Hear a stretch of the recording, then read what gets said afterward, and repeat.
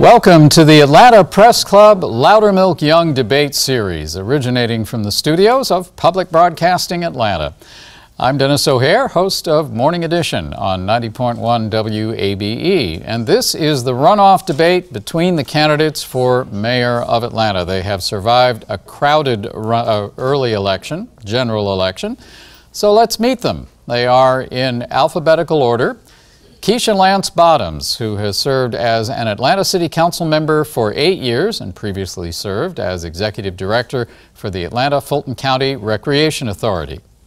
And Mary Norwood, who was initially elected to the City Council in 2001.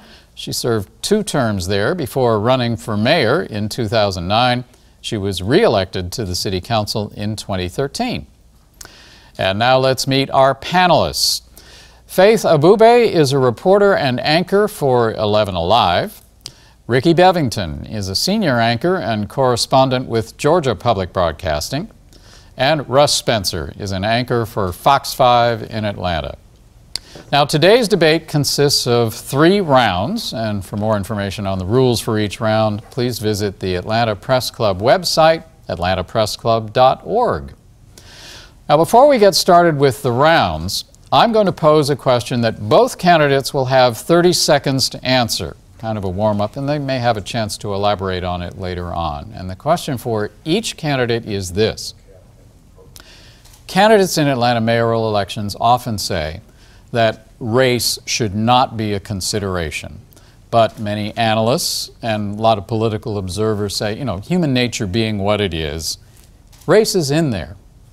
And the question is, should it be? And if not, how do you approach people? How would you approach people as mayor for whom it is? And Ms. Bottoms, you have the first chance at it. Thank you for the question, and thank you for having me today. I think that it's important that we analyze and look at our candidates individually. While race is certainly something that people see whenever they interact anyone, what's most important is that Atlanta has solid leadership, solid, decisive leadership. That's not a racial issue. When we look at the national level, we know that America elected an African-American president. That was not a racial decision. That was about electing someone who represented our values. And that is what the people of Atlanta look for in their next mayor. That is what the people of Atlanta deserve in their next mayor. Thanks very much. Ms. Norwood. Atlanta is the city that led the way in the 20th century in civil rights. We need to lead the way in this election, having race not be an issue. Yes, we understand race in our country, racism in our country, but this is Atlanta. Atlanta is the city that embraces everyone, that celebrates diversity. I am so proud of my campaign, which is an inclusive campaign with voters from all over the city supporting my candidacy because they know I am best to lead, to have an honest, fair, corrupt-free government to move our city forward. Thank you very much. And now we move to the first round. In this round, each candidate will be asked 2 questions each by our panel. Now, the candidates will have 60 seconds to respond to the questions. Faith Abube, you get to ask the first question, and it goes to Mary Norwood. Well, in a recent 11 Alive poll, 51% of those surveyed said the federal probe into corruption in Atlanta will have a major role in deciding who they vote for mayor.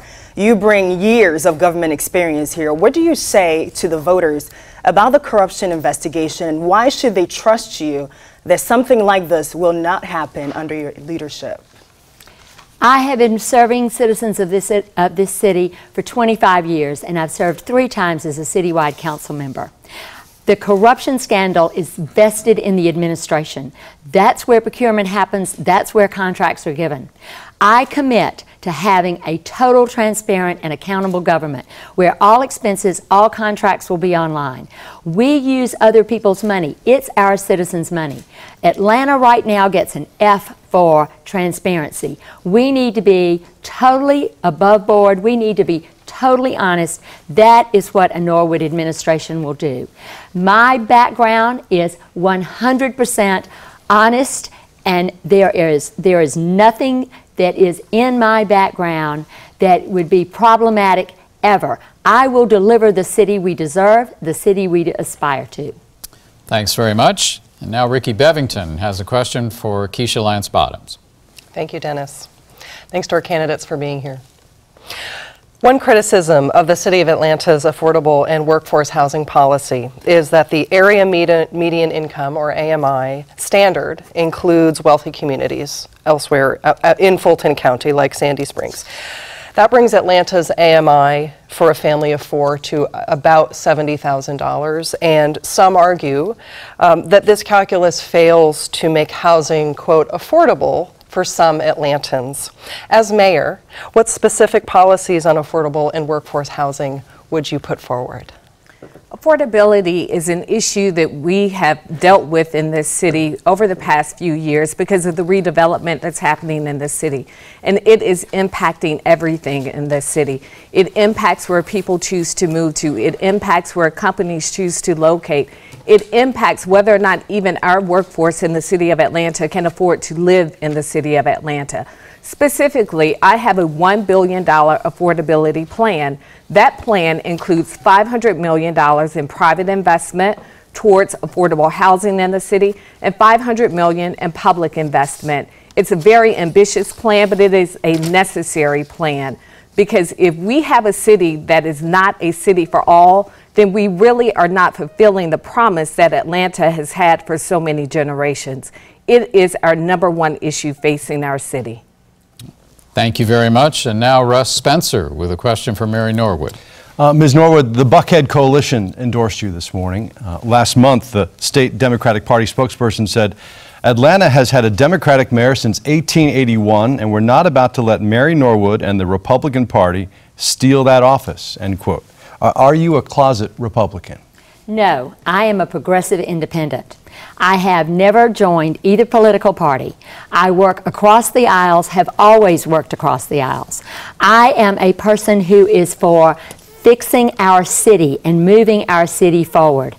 Racial rhetoric and national politics and partisan politics have no place in Atlanta. We want a mayor who will make sure we have a safe city and an affordable city and a clean city and a prosperous city and a city that is mobile and connected, a city that is sustainable. That is the kind of city we deserve. That is what I will do. Thanks very much. And our last question in this first round comes from Faith Abube, and it goes to Keisha Lance Bottoms. Ms. Lance, the issue of traffic congestion and the condition of our roads here in Atlanta is one that affects every single person who lives in Atlanta and beyond. There have been past proposals that haven't proven to be successful. You've talked about expanding our streetcar. Is that the best use of public money, and is that the best way to solve our traffic issues and our road condition? As I've talked about the streetcar in the past, it really is about approaching our traffic issue and addressing it in many ways. The streetcar is just one of those ways that we need to address traffic in our city. The reality is right now the streetcar goes where people don't need it. What I have proposed is expansion of the streetcar, especially into the south and western portions of the city, so that our workforce especially can have access to transportation, to safe transportation, to true rapid transportation. I think that there are many aspects that we need to look at as we are talking about transportation, including balancing out our communities so that all of our communities are destination communities. That means making sure that we have solid schools in each community, that each of our communities are safe, but the streetcar is just one way to do that. But we also have to look at expansion of heavy rail throughout the city of Atlanta. Thanks very much, and that concludes our first round. For those of you just tuning in, first of all, welcome. This is the Atlanta Press Club runoff debate for candidates running for mayor of Atlanta. We'll now go to the second round. Now in this one, each candidate will ask 2 questions of her opponent. The person asking the question will have 30 seconds to ask the question. Feel free to take less if you want to. Your opponent will have 60 seconds to respond, and then the person asking the question will have 30 seconds for a rebuttal. And we selected the first question at random. Mary Norwood, you may ask the first question to Ms. Bottoms. Ms. Bottoms, Mayor Reed has had blue lights used extensively. It was a subject of articles and television reports on routine and non-emergency trips, snarling traffic, scaring people to death. I actually was in a traffic congested underpass when the blue lights went around me, and I saw how scared all of the citizens were. I immediately sent a request for the mayor to cease and desist and said that I, as mayor, would never use blue lights except in an emergency situation. You did not sign off on that pledge that you would not use blue lights. We need to get and to would the like question. to know why. Okay.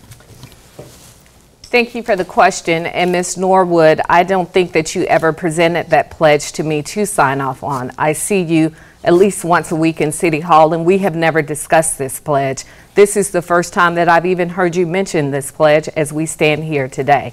What I will say is that there is one mayor at a time in the city of Atlanta. Kasim Reed is the mayor now. He will not be the mayor in January. The policies that I will implement as mayor will be in conjunction with the policies that are recommended by the Atlanta Police Department. If the Atlanta Police Department says that blue lights are not appropriate, then that is the policy that I will follow as mayor. Ms. Norwood, you have 30 seconds to rebut if you want. Every candidate except yourself said that they would not support using blue lights except in an emergency situation. That's what I'm referring to. Keisha Lance Bottoms now has time to ask a question of Ms. Norwood. Ms. Norwood, there are values that are core to the Democratic Party, including jobs for everyone, a fair opportunity for everyone to succeed, affordability for everyone. Yet you have voted 12 times for Republican candidates. What is it about the Republican Party that makes you want to vote for Republican candidates 12 times? What are the values that the Republican Party espouses that you agree with? Ms. Bottoms, I am an independent. I have voted for numerous Democratic candidates, including President Barack Obama and President Hillary Clinton. I support the candidate that best represents my part of the city, whether that is a Republican or a Democratic candidate. In my 30-year past, yes, I have voted for both sides of the aisle. But if you look at my recent record over the past 10 years, you will see Democratic candidates, you will see nonpartisan ballots being pulled. I am truly an independent. This is a distraction from the fact that we have the most corrupt investigation in the city's history going on right now, and that is the administration, the current administration, to which you are very tied. Ms. Bottoms, you have 30 seconds to rebut. Ms. Norwood, you were a delegate to the Republican Party convention, and there's nothing wrong with being a Republican as long as you are honest about being a Republican. You mentioned a 30-year history of voting, but you are well past 60 years old. I would assume that you have voted since you were 18. What about the other years? What Republican candidates have you voted for, and why are you ashamed to share that with the people of Atlanta? We'll give you about 15 seconds to answer that if you want. I was a participant in both the Republican convention in Georgia and the Democratic convention in Florida at the same time. I have never been a member of the Republican Party, and I want you to understand, Ms. Bottoms, that national politics have no place in Atlanta, Georgia. I am a progressive independent. I support pro-choice. I support equal rights for every citizen, no matter whether based on nationality, ethnic background, or orientation. Right. I have a long history in this town, and I am not going to allow this campaign to degenerate into 20th century baiting when we have major issues in this city and need our next leader to address them with honesty, fair play, and integrity. Thanks very much. Keisha Lance Bottoms, it's time for your second question for Mary Norwood. Ms. Norwood, you have talked extensively about the need for ethics and transparency within City Hall. Yet for many years, you paid your very own company money from your city council account to run robocalls out of your office. Do you think that was ethical for you to pay your own company from government funds? Ms. Bottoms, my company was a vendor for the city in the 1990s. The city came to me because I had established a way for people to communicate. And the city came to me and actually purchased a system in the 1990s, and it was run out of the 911 center when Ponce City Market was part of the city. I then was a city council member, and I could use any approved vendor. The reality, and I did use that vendor to send out important surveys to citizens, to notify citizens, because it was a technology that I knew and trusted.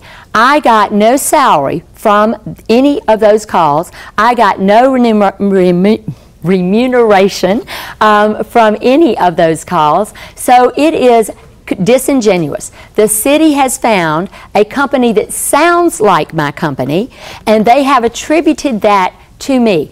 It's a company called One Call Now. It is not One Call Systems, which is my company, or One Call Web, which is my company. We sent a letter to the chief financial officer, the chief lawyer, to the mayor's staff, asking for We're going to, you'll have time to amplify on that, but I think you're saying this was not your company. I think that much is clear about what you were saying, correct? That is correct. Okay. Ms. Norwood, or Ms. Bottoms, you have 30 seconds to rebut.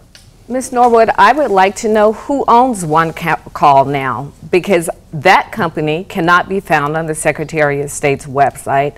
That company shares the exact same registered agent as your company. So by your own admission, you have paid your own company money from your own city council account, and now you claim that a company that has a very similar name with the same registered agent and address is not affiliated with you. Who owns One Call Now? Ms. Norwood, since she's asked you that, we'll give you 30 seconds. Please stick to the time if you can. One Call Now, Ms. Bottoms, I need to show you the documents. Clearly, you have gotten fallacious documents, because One Call Now has nothing to do with me. I had a software developer, which is Horizon Software, and that gentleman and I developed the software in the 1990s. I sold my interest in the robocall business to him in 2012. So that's right, it's no longer listed because that company was dissolved. Thank you very much. And finally, Ms. Norwood, you have your chance for a second question for Ms. Bottoms. Ms. Lance Bottoms, despite your protestations to the contrary, you have numerous tax liens and property liens in your history, some a long time ago and some more recently. In 2016, in November, after you had already declared that you were running for the city's highest office, you did not pay your homeowner association dues, forcing your homeowner association to have to go to court and file a lien against you to collect those dues. I believe that the way that someone will run the city, that their fiscal responsibility with their personal affairs represents how they will run the city with that fiscal responsibility. Please explain how you intend to run the city if you cannot manage your own affairs.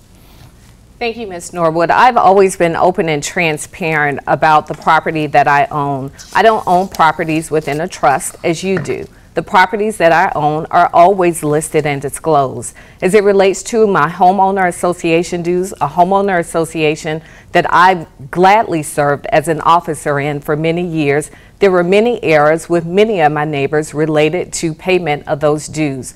That issue has been resolved to the satisfaction of my neighborhood and my homeowners association, and is not an issue. Ms. Norwood, you have 30 seconds to rebut. My family has a farm in Burke County, Georgia, that my father had beginning in the 1950s. There are 6 children, 5 of us still own that property. It is scrub brush land on Briar Creek in a little town called Keysville. Mary Norwood does not have 3 homes. Mary Norwood does not have a place on Martha's Vineyard that was $1 million home. I live in 2,364 feet in a very modest house in our city. My husband and I live within our means. We pay pay our taxes, we have no liens, we have no debt whatsoever. That's the way I conduct my personal business, and that is the way I will run your city. Thank you, Ms. Norwood, and that concludes round 2. And for those of us just joining us, this is the runoff debate between the candidates for mayor of Atlanta. And we will now go to our third and final round. And in this round, the panelists, yes, they're still here. They will ask a question to the candidate of his or her choice until we run out of time. And I'll determine when a rebuttal is appropriate. Ricky Bevington, it's your turn to get the first question in this round. And I can ask one or both? Let's stick to one if we can, okay. But if you want to ask both and you feel it's pressing, go right ahead. Okay, well, I'll start with Ms. Norwood since I've already asked Ms. Bottoms a question.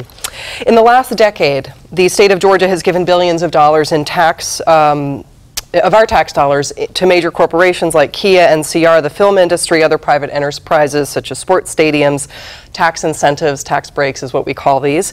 There are benefits to taxpayers. However, the true mathematical net return on investment has never been actually quantified for many of these projects.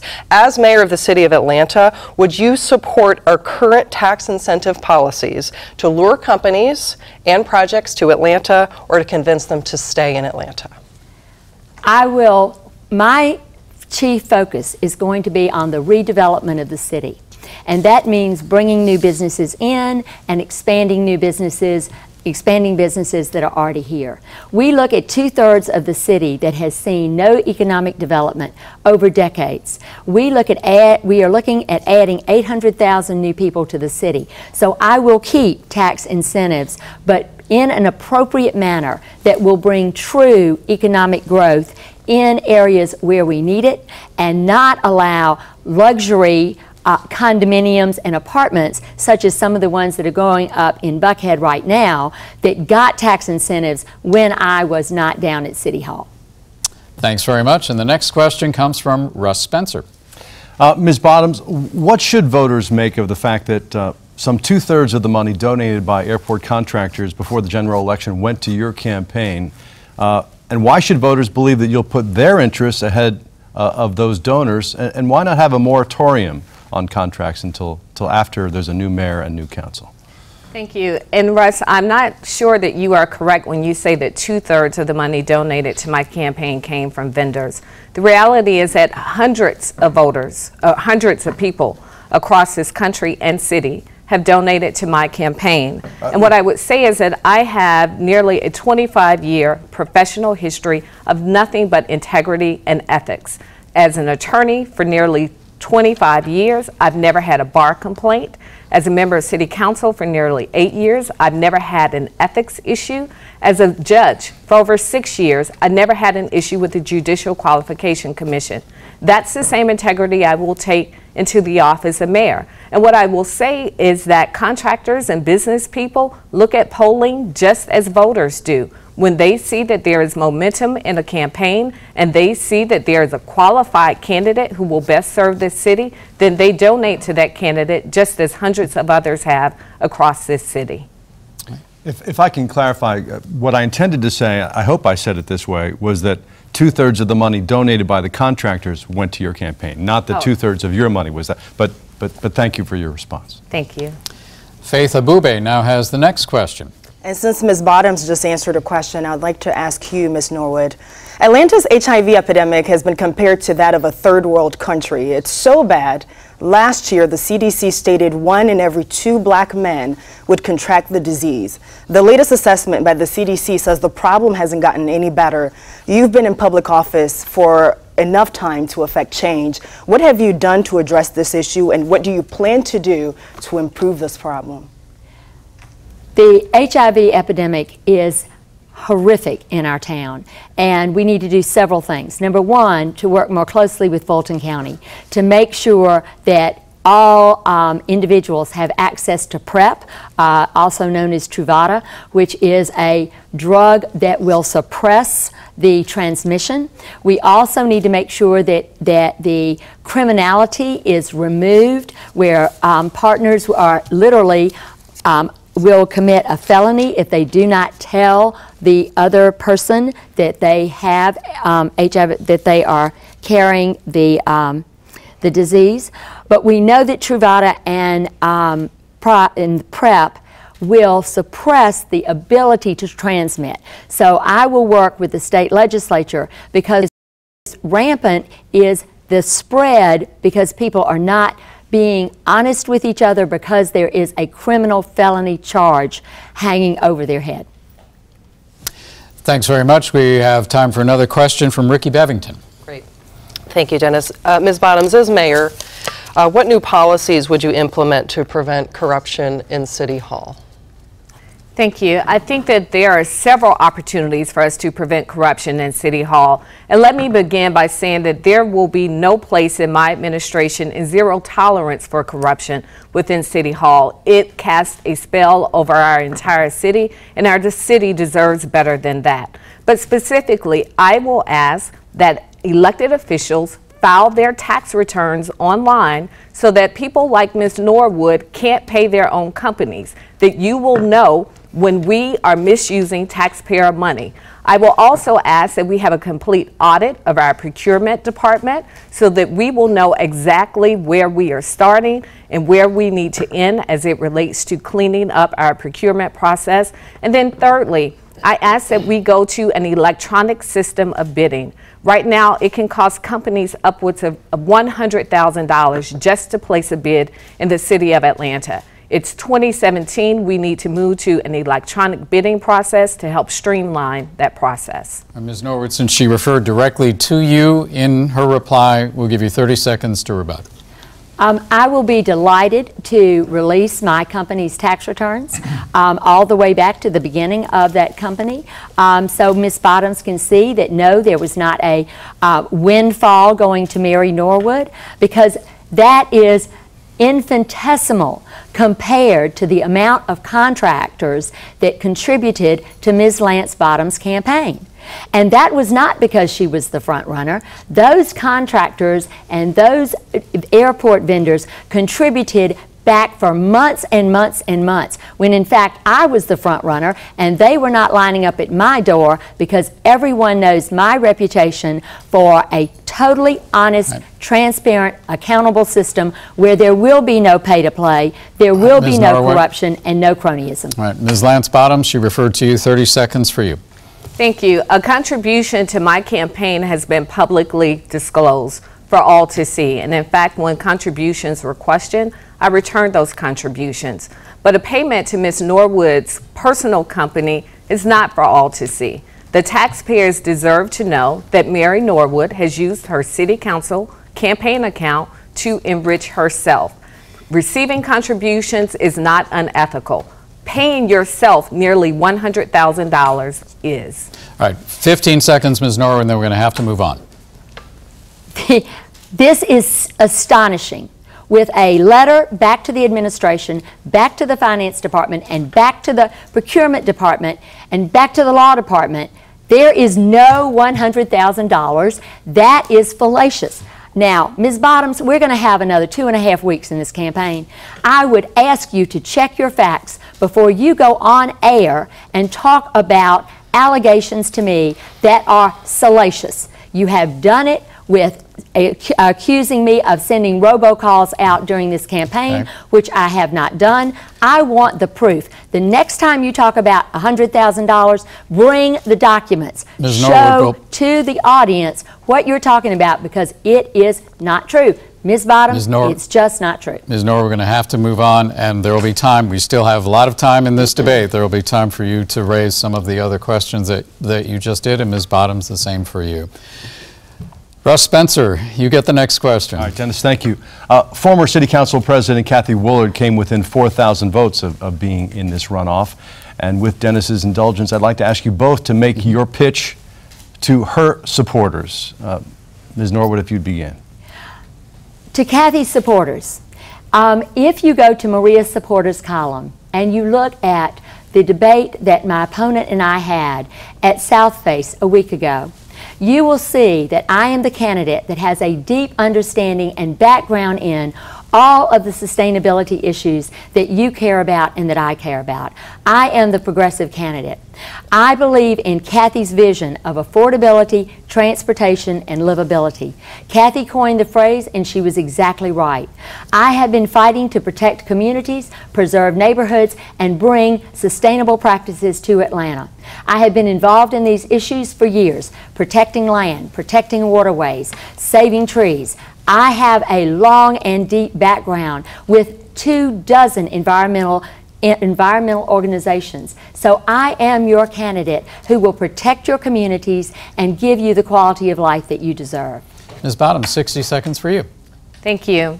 For many years, Kathy Willard represented the Midtown area as a member of the Atlanta City Council. For many years, I served on the board of a school in Midtown.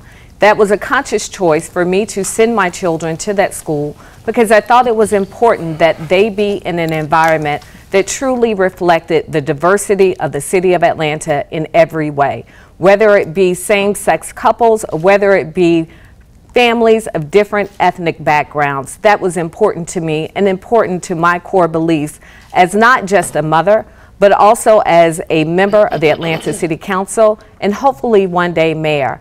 I support Kathy's policies as it relates to affordability, as it relates to the need for real transportation options throughout the city, as it relates to this city being a city for all. That is why I don't just talk about what I will do as mayor. That is why I have lived those values, and I will continue to push for those values as a member, as mayor of Atlanta.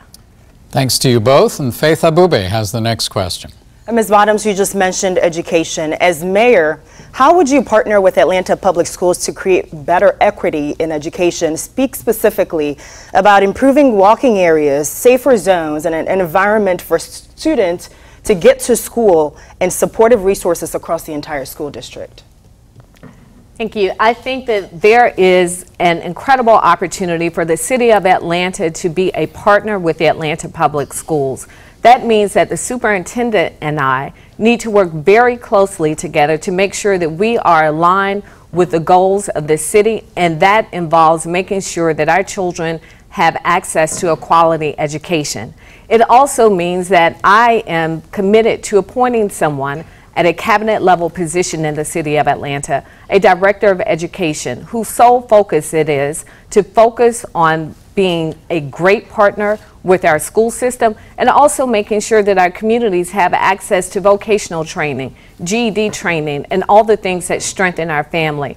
But also there's a chance for us to make sure that our schools are safe, meaning that when we are spending public funding on infrastructure projects, that our priority areas need to be the areas around our schools. Each of our schools in the city need to have sidewalks so that the children and the families in those communities can walk to those schools safely. Thank you very much. And the next question comes from Ricky Bevington. Thank you. This has been a great debate. We've talked about a lot of policy issues. You both have a tremendous experience and deep knowledge of the city of Atlanta. I would like to give the audience an opportunity to get to know you both a little bit more personally. So this is a question for both of you. The next mayor of Atlanta will need to work well with a lot of people, the White House, City Council. In your prior professional capacities as an elected steward of the people's interests, I'm talking as a public figure who has to put taxpayers and voters first, can you give us an example of a professional working relationship that you turned from antagonistic into productive and collaborative for the sake of the city of Atlanta? Ms. Norwood, we'll start with you. 60 seconds each here. I don't know that I've had antagonistic relationships. Well, antagonistic might not be the right word, but you know what I'm saying. I have reached across the aisle. I have worked with the Atlanta Regional Commission. I have worked on Vision 2020 many years ago and have kept in touch with those individuals. I was over at the state capitol for the past 2 years passing a piece of legislation that is critically important to being able to get our abandoned houses and apartment buildings out of our communities. For the first time ever, we can take those buildings and not have to hold them at our land bank authority for 20 years. What that means in layman's language is we can renovate and reuse those buildings for affordable housing for city workers, for low-income, low-wage workers, for teachers, for police officers, and for firefighters. That is a recent collaboration that I did with the state, but there are many, many other examples. Thanks very much. Mrs. Bottoms, you have 60 seconds. Yes, Ricky, I can give you a very specific answer. When I served as Executive Director of the Recreation Authority and we were embarking upon the sale of Turner Field, the community was very uncertain and didn't trust what we said that we would do. What I assured the community in the first community meeting that we had, which was very contentious, was that we would not always agree, but I was committed to making sure that we kept our word. Part of that was committing to working with the community on the LCI process, the planning process that will help determine the future of the community. Fast forward almost a year later, that very contentious meeting that I had at the beginning of my tenure at Turner Field, where people were angry and they yelled and they screamed, the last meeting that I walked into with the community, I walked into a room that they applauded. And they applauded because we had kept our word. There will always be antagonistic relationships, but the people deserve that we will keep our word and we will do what we say that we will do. And I'm very proud of the work that was done there alongside the community. Thanks very much. Russ Spencer has the next question. Well, as Ricky mentioned, you've both been in public service for quite some time, a lot of experience. I'd like to know what you consider to be your biggest mistake in public service. And I assume that's for both of them? And what you learned from it. Ms. Bottoms, if you wouldn't mind going first. Thank you, Russ. I would say the biggest mistake that I've had in public service was not engaging with our planning department sooner in my tenure as a member of the Atlanta City Council. Our planning department focuses on not just what our needs are today, but what our needs and anticipates our needs 5 years, 10 years, 20 years out. When I came onto the Atlanta City Council, I was so focused on what the immediate needs were within my community that I didn't engage with our planning department in the way that I wish that I had sooner. That being said, I'm very proud to say that I have worked very closely with our planning department on an initiative called Invest in Southwest that has helped economic development within the Southwest Atlanta community. And I also look forward to having a stronger partnership with the Atlanta Public Schools. I've worked with the schools within my district and within my community, but if I had to do it again, I would have had a much stronger and meaningful partnership so that we can continue the work that we are seeing and that's so important throughout our community. Thank you, Ms. Bottoms. 60 seconds, Ms. Norwood, for you. I believe the biggest mistake was that I didn't know enough about the election process when I ran for mayor 8 years ago, because there were things that happened that many citizens in the city believe could have been done better in that 2009 election. In 2012, there was a seat available on the Board of Elections, and I got myself put on that board and confirmed by the Democratic Fulton County Commission and brought in a new elections director and worked hard to make elections better. So this time I believe that both my opponent and I will have a fair chance at becoming the next mayor, and I ask all the citizens of Atlanta to vote for me. Thank you very much. Faith Abube has the next question. And I would like both of you to answer, please.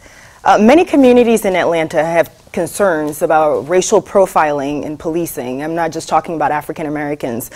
Do you agree this is an issue? If so, how do you plan to address it specifically? Ms. Norwood, we'll start with you. 60 seconds. Absolutely, racial profiling is an issue. It is in our city, it is in our country. What I know we need to do to make sure that we have no racial profiling, or at least eliminate it to the degree we can, is to have true community policing, which means that right now we're at 1,660 officers. We need to be fully staffed, and we need to have a very aggressive community policing program where officers are living in our neighborhoods. We can use these abandoned houses that I discussed and have officers in every single community, because when they know who the city residents are, they know who the community residents and their visitors and their friends are. We will go a long way from not having anything that even approaches racial profiling. Thanks very much. Ms. Bottoms, you have 60 seconds. Thank you, and I'm glad that my opponent can now readily answer that question about racial profiling, because she has struggled to answer that question in the past. I am a mother of 4, 3 of whom are African American boys. This is a conversation that I have especially with my 15-year-old very frequently, the life or death conversation about racial profiling. The reality is that there is an issue across this country, and there is an issue in this Atlanta based on biases. We have committed police officers in our city who have a heart and a love for our city and the people of our city. But we also have to make sure that we are strengthening their training, that we are strengthening their sensitivity towards our respective communities. Even when we hire African American officers who may come from Idaho, their interaction with an African American boy in Vine City may be completely new to him. And it needs to be sensitivity training, and it means that we have to continue to work towards creating proactive relationships, positive relationships with our officers, just as we're doing at our At Promise Youth Center. Next. I would like to respond. You've got about 15 seconds here, yes. The racial profiling comment was taken out of context.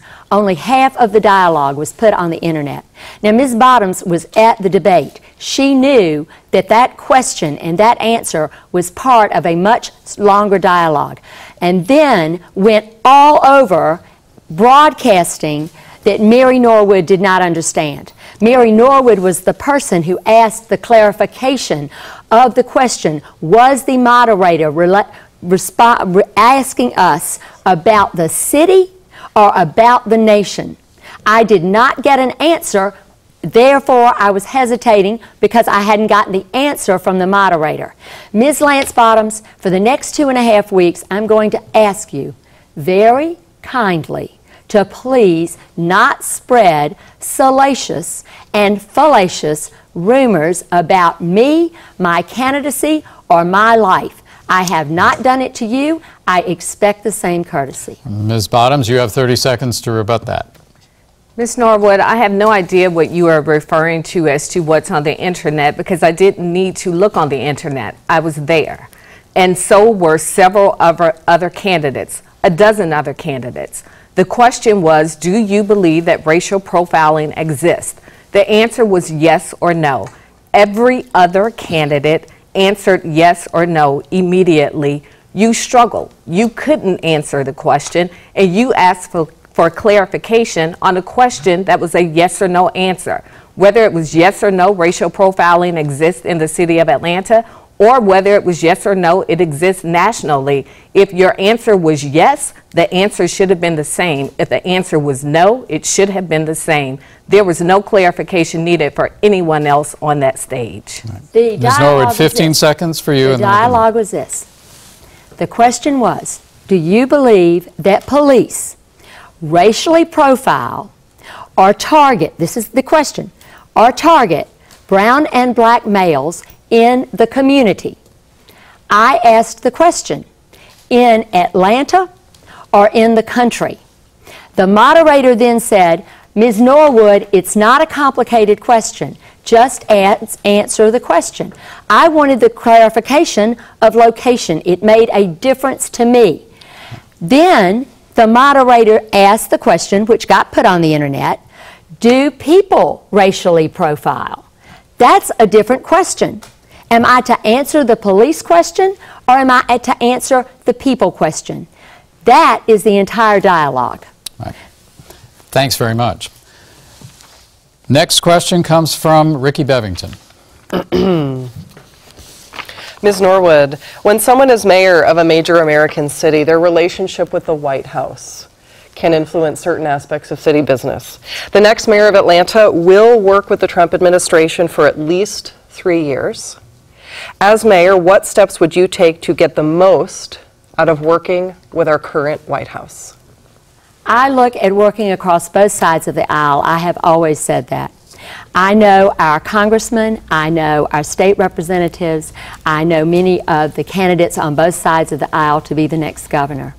So I will work across the aisle, and it's for Atlanta. We need to get federal funding for the match for our MARTA projects. We can do so much with transportation, and we can do so much more. And I believe, as the only independent in the race, I am the candidate who can work most effectively.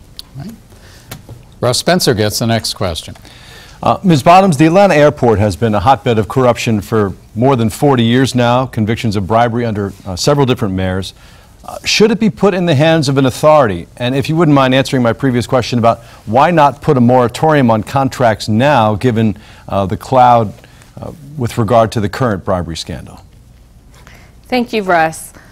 I don't think that the Atlanta airport should be put in the hands of an authority. I think that the Atlanta airport has been run well, primarily well, for many decades. I do think that there is an issue of corruption that we need to address within the city of Atlanta, but I don't think that means that you throw the baby out with the bathwater. As it relates to a moratorium on contracts within the city of Atlanta, we've seen corporations across this country who've had issues. Most recently, we saw that Equifax had issues. We didn't ask Equifax to stop doing business because there were issues with their company. We didn't ask Target to stop doing business when there were issues with a security breach at Target. We don't stop a billion-dollar entity because there are issues. We need to specifically address those issues and make sure that the people who are working with integrity and ethics don't have their businesses harmed at the airport. But I think the business of the city of Atlanta and the people of the city of Atlanta deserve to have the business of the city continue. Thank you. Next question comes from Faith Abube. The city's murder rate has decreased much of the last decade or so, but in 2016 we saw that jump by about 32%. Gang violence is a problem here in Atlanta. To both of you, do you have a plan in place to address this problem, and what is it? Ms. Bottoms, we'll start with you, and then Ms. Norwood, 60 seconds each.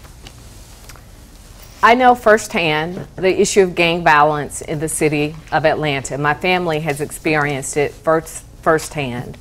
And the issue, quite frankly, extends beyond the violence within the city. We have to, in a very meaningful way, get to the core of what our issues are. And primarily, and I've said this on multiple occasions, when I was a judge in Fulton County for over 6 years, what struck me is that when primarily men would come into the courtroom and ask for a public defender, the vast majority had not finished 9th grade. That means that our issues start long before these young men are 18 and 19 years old or 15 years old and they drop out of school.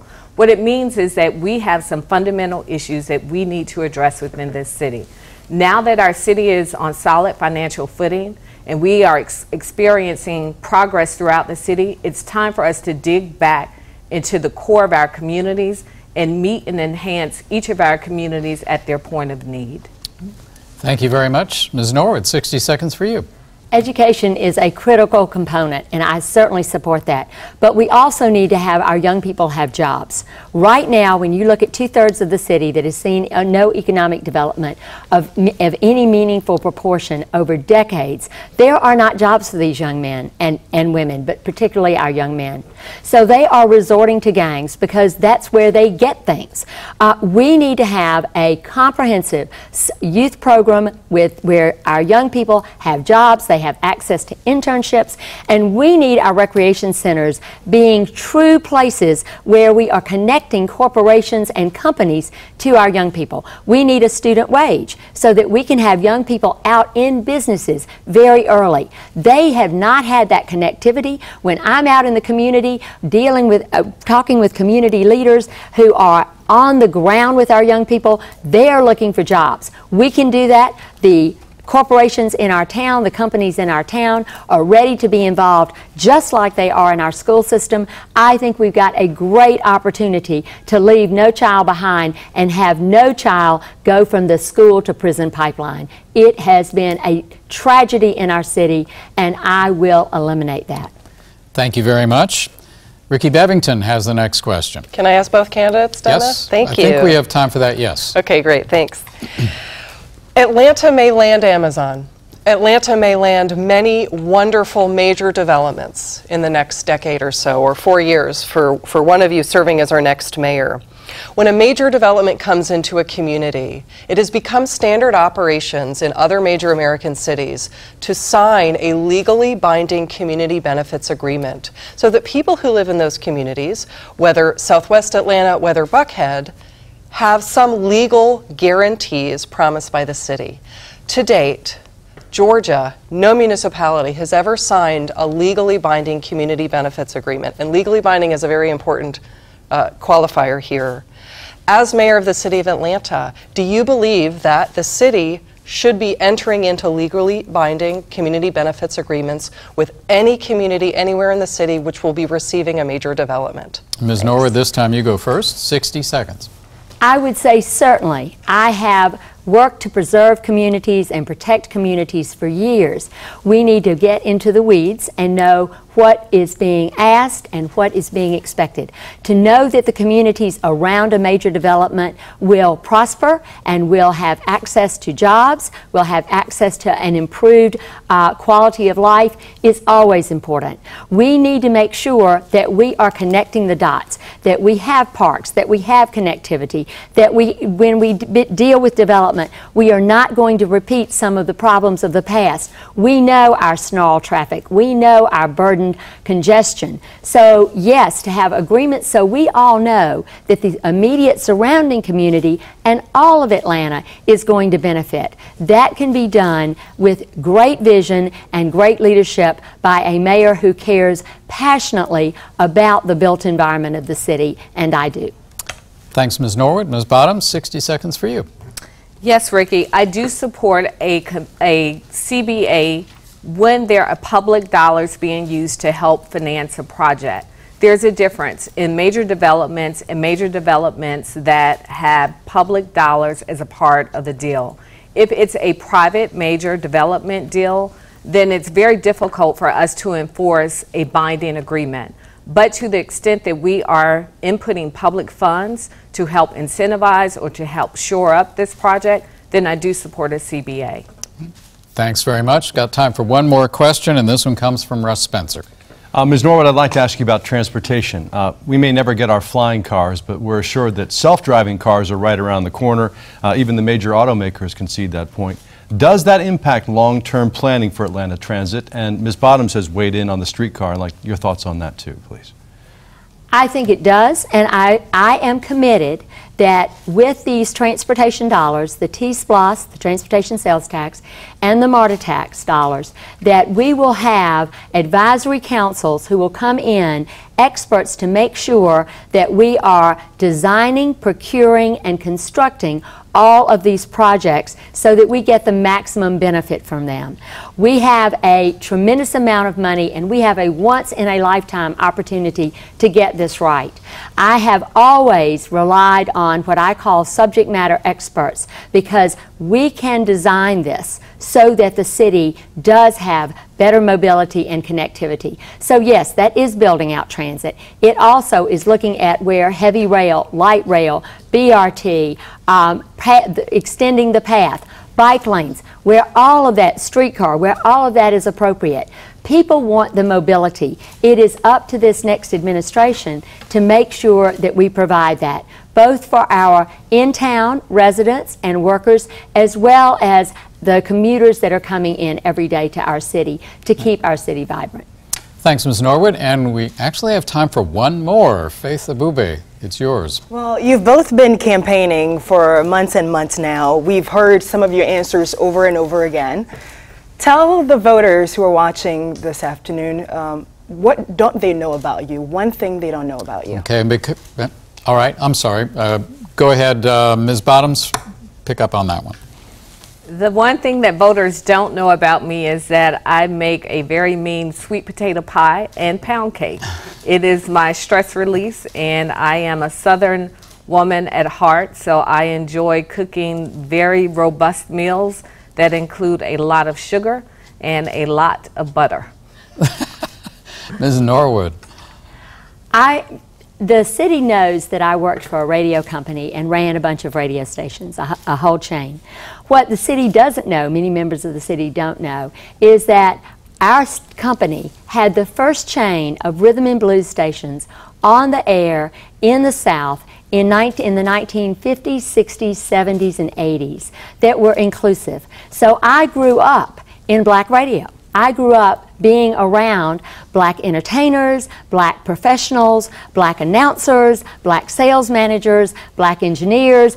Our stations were a wonderful reflection of the diversity then that Atlanta is now. And it's 26 stations that we owned, and it's too long a story for today, but I will post it on my website because some of them are legendary still to this day. Thank you very much, and that is all the time we have for questions. Each candidate now has 60 seconds for a closing statement, and feel free to add butter, sugar, or music as you wish.